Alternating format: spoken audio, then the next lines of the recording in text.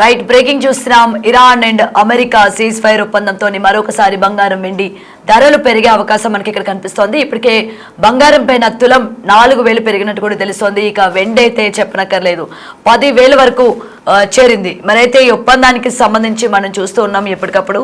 ఇటు cease fire తో జోష్ లో బంగారం మార్కెట్ అయితే కలకల్లాడుతుందని చెప్పాలి. అయితే కొన్ని రోజుల పాటు అస్థిరంగా గోల్డ్ మార్కెట్, ఇటు ఇరాన్ అమెరికా సీజ్ ఫైర్ ఒప్పందంతో ఒక్కసారిగా బంగారం వెండి ధరలు పెరిగినట్టు తెలుస్తుంది. మరైతే ఇటు తులం పైన 4,000 రూపాయలు బంగారం పెరిగింది. దీంతో హైదరాబాద్ మార్కెట్లో తులం బంగారం 1,54,000కు చేరింది. అయితే మరోవైపు ఏకంగా 10,000 వెండి పెరిగినట్టు కూడా మనం చూస్తున్నాం.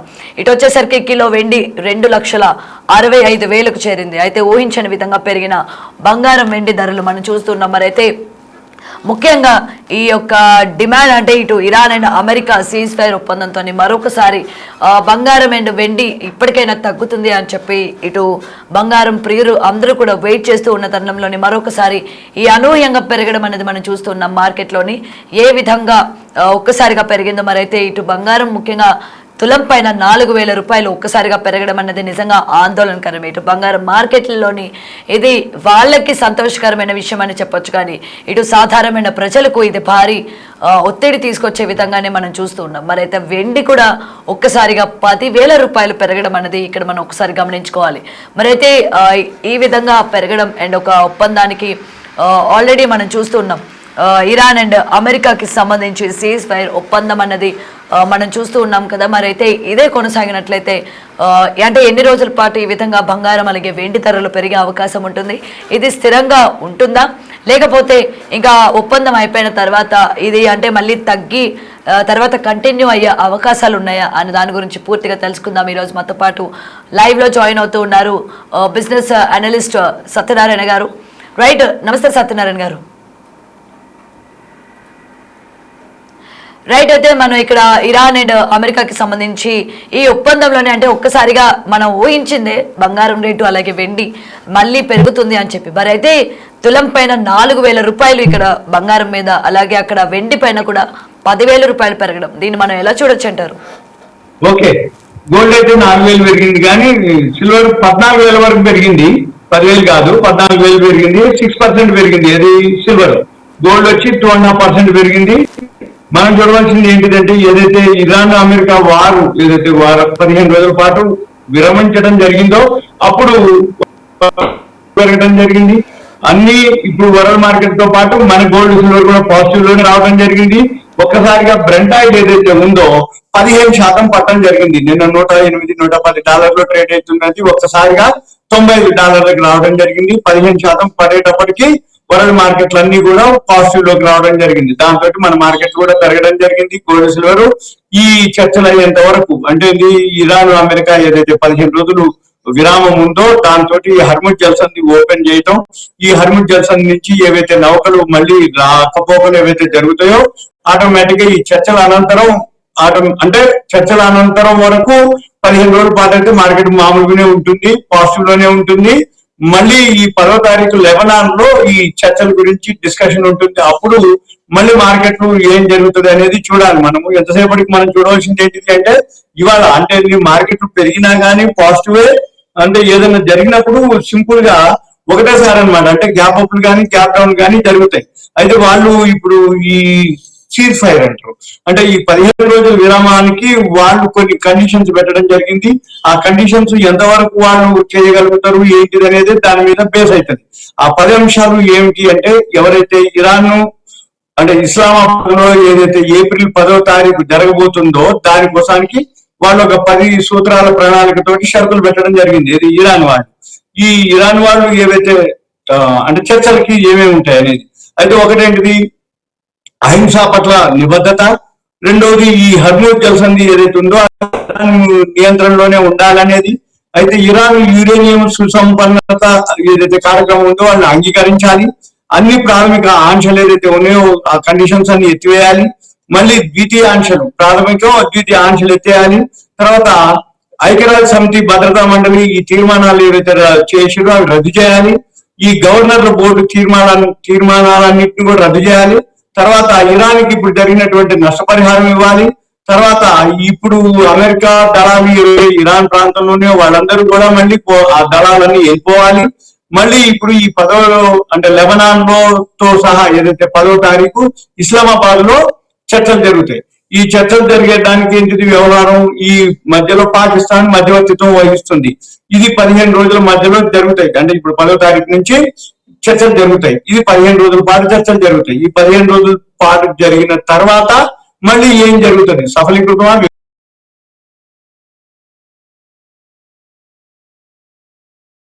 మన మార్కెట్ పాజిటివా నెగిటివా, గోల్డ్ పాజిటివా నెగిటివా. బ్రెంట్ ఆయిల్ ఎప్పుడైతే తగ్గిందో $90 రావడం జరిగిందో ఆటోమేటిక్ గా గోల్డ్ సిల్వర్ పెరగడం జరిగింది. ఈ గోల్డ్ సిల్వర్ తో పాటు మన షేర్ మార్కెట్ కూడా పాజిటివ్ లోకి రావడం జరిగింది. మన మార్కెట్ వచ్చేటప్పటికి 2740 పాయింట్లు ఇప్పుడు ప్లస్ లో బిఎస్సి సెన్సెక్స్ జరుగుతుంది. 30 కంపెనీలు ఏవైతే బిఎస్సి సెన్సెక్స్ లో ఉన్నాయో 28 ఇప్పుడు ప్లస్ లో ఉన్నాయి. ఉదయం అయితే 30 కూడా ప్లస్ లోనే ఉన్నాయి.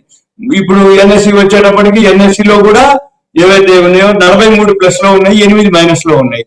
పొద్దునైతే 50కి 1.6 తప్ప మొత్తం కూడా ప్లస్ లోనే ట్రేడ్ అవడం జరిగింది.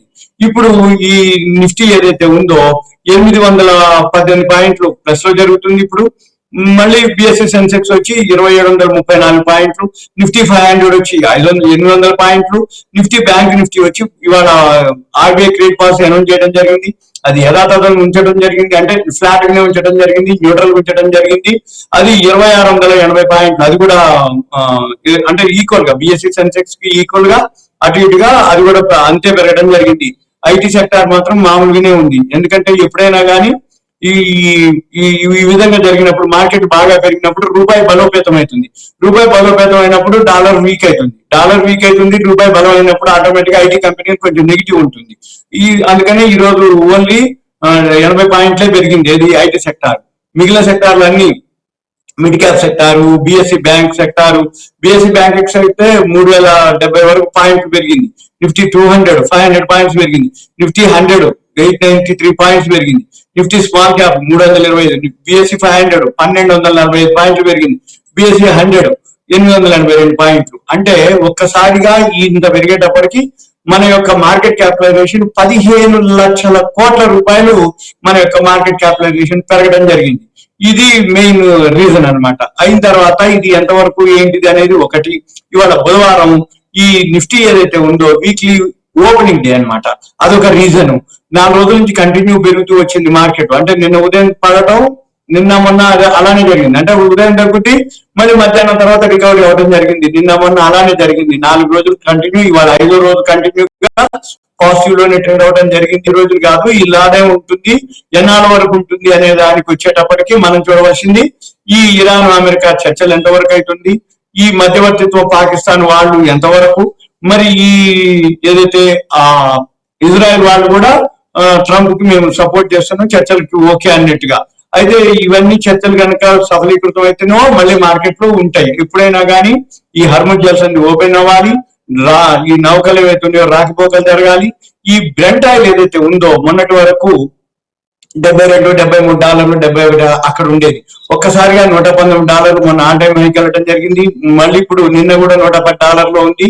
ఈ ఎప్పుడైతే ఈ బ్రెంట్ ఆయిల్ ఎంతవరకు తగ్గితే అప్పుడు మన మార్కెట్లు అన్ని పాజిటివ్ లో ఉంటాయి. బ్రెంట్ ఆయిల్ పెరిగినంత వరకు మన మార్కెట్లు ఉండవు. అయితే వాళ్ళ పాజిటివ్ కాబట్టి మన మార్కెట్లు అన్ని కూడా, అంటే బ్రెంట్ ఆయిల్ తగ్గడం మనకి మార్కెట్లకు పాజిటివ్. ఎప్పుడైతే బ్రెంట్ ఆయిల్ తగ్గడం జరుగుతుందో ఇన్ఫ్లేషన్ తగ్గుతుంది, వడ్డీ రేట్లు ఏదైతే అంటే మార్కెట్ లో ఇప్పుడు ఇవాళ వడ్డీ రేట్లు యథాతథం ఉన్నది, ఆటోమేటిక్ గా ఎకానమీ స్ట్రాంగ్ అవుతుంది అనమాట. మనం గమనించవలసింది ఇవి చూడాలన్నట్టు. దాన్ని బట్టే మన మార్కెట్ లో పాజిటివా నెగిటివా న్యూట్రలా అనేది ఉంటుంది అనమాట. మనం ఇక ఇప్పుడైతే పాజిటివ్ లోనే, ఈ రోజు కూడా పాజిటివ్ లోనే క్లోజ్ అయ్యే అవకాశాలే కనపడుతున్నాయి. ఇక మనం అంటే గోల్డ్ సిల్వర్ పాజిటివే, మామూలు మార్కెట్ కూడా పాజిటివ్ లోనే ట్రేడ్ అవుతుంది. సార్ మరైతే ఇప్పుడు ముఖ్యంగా ఈ విధంగా పెరగడం అన్నది ఇటు ఇన్వెస్టర్స్ కి ఇది ప్లస్ అంటారా మైనస్ అంటారా? ఎందుకంటే మళ్ళీ ఈ ఒప్పందాలు అయిపోయిన తర్వాత మళ్ళీ బంగారం స్థిర స్థాయికి అంటే మామూలుగా ప్రైస్ కి వచ్చే అవకాశాలు ఏమైనా ఉన్నాయంటారా? మళ్ళీ ఇదే బ్రెడ్ ఆయిల్ పెరిగితే మళ్ళీ గోల్డ్ సిల్వర్ తగ్గే అవకాశాలు ఉంటాయి. కాబట్టి ఇప్పుడు కొనుక్కునే వాళ్ళు అంతకుముందు నుంచి రోజు చెప్తూనే ఉన్నాం, అంటే ఇది ఒక ఆపర్చునిటీగా తగినప్పుడే కొనుక్కోవాలి తప్ప పెరిగినప్పుడు కొనుక్కోమని మేము ఎప్పుడు చెప్పము. తగినప్పుడు కొనుక్కుంటే పెరిగినప్పుడు నీకు లాభం వస్తుంది, అంతే తప్ప పెరిగినప్పుడు కొనుక్కొని ఇంకా పెరుగుతా ఇది నష్టం అట్లా అని అనుకోకూడదు. అంతకుముందు హైలో కొనుక్కున్న వాళ్ళు చాలా మంది ఉన్నారు, వాళ్ళకి కొంచెం ఊరట అనమాట. అంటే ఒక రోజుగా పెరిగింది కాబట్టి ఇంకొంచెం పెరుగుతుందేమో అనుకుంటారు, కానీ అట్లా ఏమి ఉండదు. ఇది పెరుగుతూ తగ్గుతూ ఉంటుంది. మళ్ళీ బ్రెంట్ ఆయిల్ కనుక పెరగడం మొదలు పెడితే గోల్డ్ సిల్వర్ మాత్రం మళ్ళీ తగ్గే అవకాశాలే కనపడుతున్నాయి. బ్రెంట్ ఆయిల్ ఎంత తగ్గితే అంత గోల్డ్ సిల్వర్ కి పాజిటివ్ అనమాట, అంటే పెరిగే అవకాశాలే ఉంటాయి. ఈ బ్రెంట్ ఆయిల్ తగ్గినంత వరకు మళ్ళీ గోల్డ్ సిల్వర్ ఇవాళ తగ్గింది కాబట్టి గోల్డ్ సిల్వర్ పెరిగింది. మళ్ళీ బ్రెంట్ ఆయిల్ కనుక పెరిగితే గోల్డ్ సిల్వర్ తగ్గుద్ది. అప్పుడు ఎవరైతే ఈ ఆపర్చునిటీ కోసం చూస్తారో వాళ్ళు కొనుక్కోవడానికి అవకాశం ఉంటుంది, అంతే తప్ప కొనుక్కోవాలన్నా కొనుక్కోకూడదా, కొనుక్కుంటే మంచిదా, ఇప్పుడు కొనుక్కోవాలన్నా అంటే పెరిగినాక కొనమని నేను ఎప్పుడు చెప్పము. తగ్గినప్పుడు కొనుక్కోండి, పెరిగినప్పుడు అమ్ముకోండి, లేదు పెరిగినప్పుడు అంటే అబ్జర్వ్ చేయడానికి, అంతే తప్ప ఈ తగ్గినప్పుడు కొనుక్కోకుండా పెరిగినప్పుడు కొనుక్కొని తగ్గిన తర్వాత మళ్ళీ తగ్గిపోయింది అనే బదులు తక్కువలో కనుక కొనుక్కుంటే పెరగకపోయినా నీకు నష్టం ఉండదు. పెరిగిందా ఓకే పెరిగింది, మన దగ్గర ఉన్నాయి.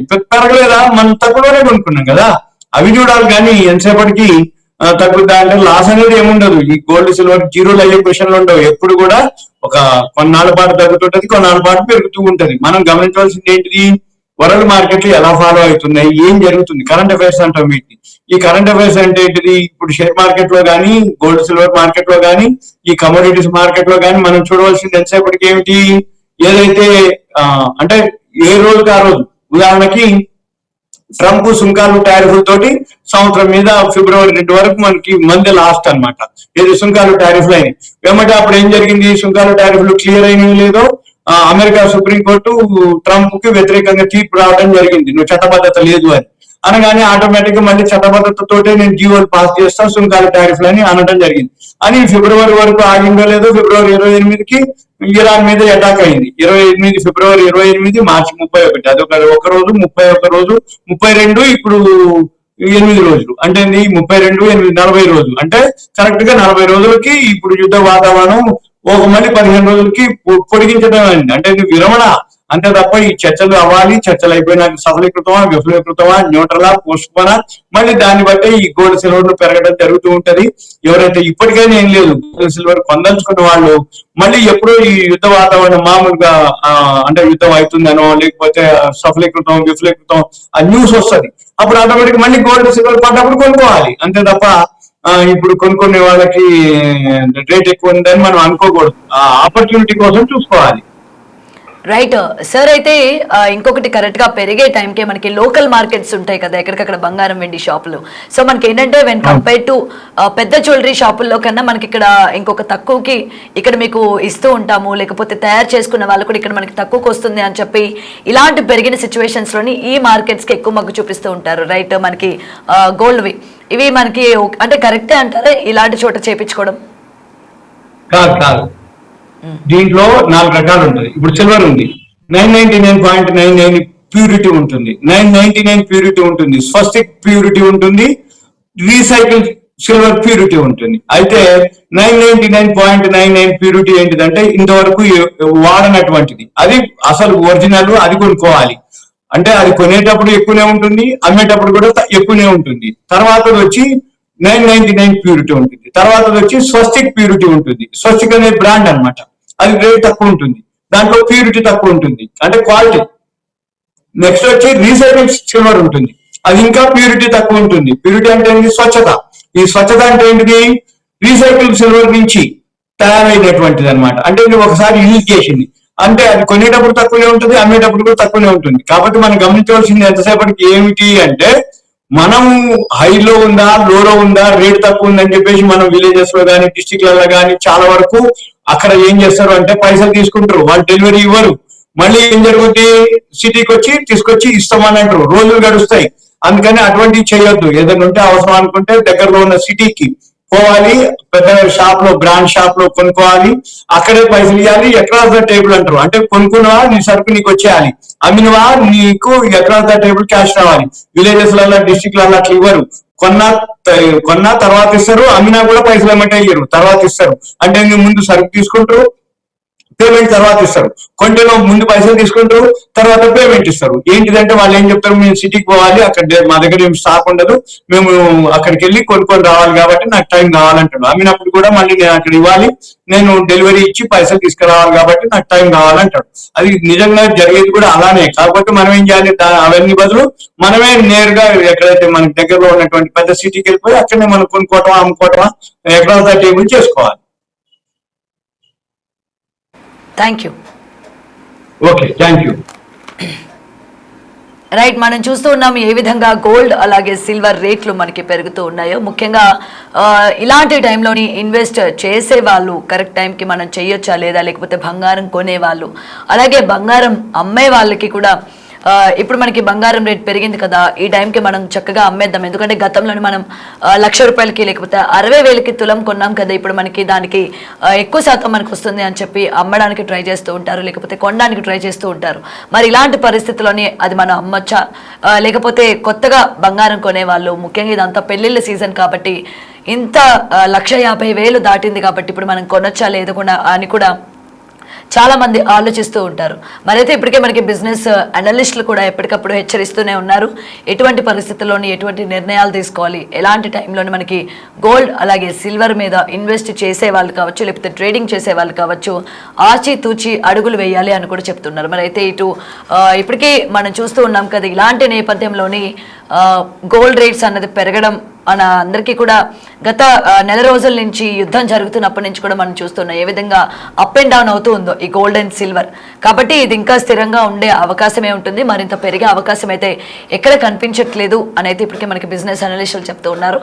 కాబట్టి ముఖ్యంగా పెళ్లిళ్ళ సీజన్ అని హరిబరి అయిపోయి ఎక్కువలోని మనం కొనేయాలి, రేపు పొద్దున మళ్ళీ ఇది 2 లక్షలకి వెళ్ళే అవకాశం ఉంటుంది అని చెప్పి ఎవరు కంగారు పడద్దు. ఇన్వెస్ట్ చేసే వాళ్ళు కూడా రేపు పొద్దున పెరిగిపోతుంది అండ్ ఇప్పుడే మనం ఇన్వెస్ట్ చేసేయాలి అని కూడా తొందరపడద్దు అని చెప్పి అందరినీ హెచ్చరిస్తూ ఉన్నారు. మరి చూడాలి రానున్న రోజుల్లోని ఈ గోల్డ్ అలాగే సిల్వర్ యొక్క రేట్లు ఏ విధంగా ఉంటాయి, ఇవి తగ్గుతాయా, మరింత పెరిగే అవకాశాలే ఉన్నాయా అన్నది వేచి చూడాల్సింది.